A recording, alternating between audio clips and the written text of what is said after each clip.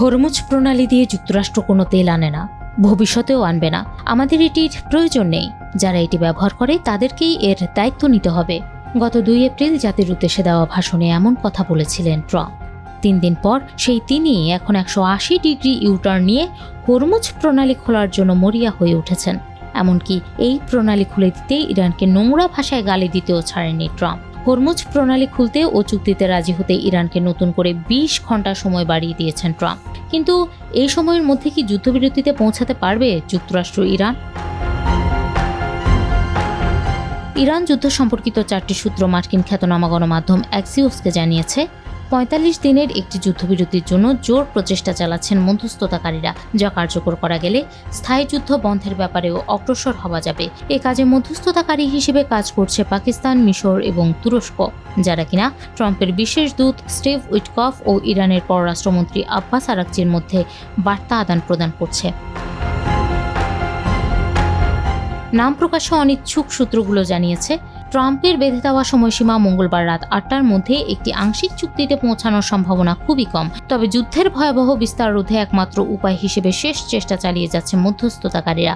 কেননা কোনো কারণে শেষ পর্যন্ত চুক্তিতে না পৌঁছানো গেলে ইরানের বেসামরিক অবকাঠামোতে ব্যাপক হামলা চালাবে ওয়াশিংটন। পাল্টা জবাবে উপসাগরীয় দেশগুলোর জ্বালানি ও পানি শোধনাগারগুলোতে ইরানের হামলার আশঙ্কা রয়েছে।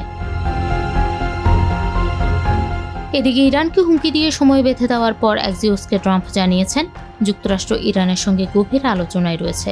মঙ্গলবার সময়সীমা শেষ হওয়ার আগেই একটি চুক্তি সম্ভব, কিন্তু তারা যদি চুক্তি না করে তবে আমি ওদের সবকিছু উড়িয়ে দেব।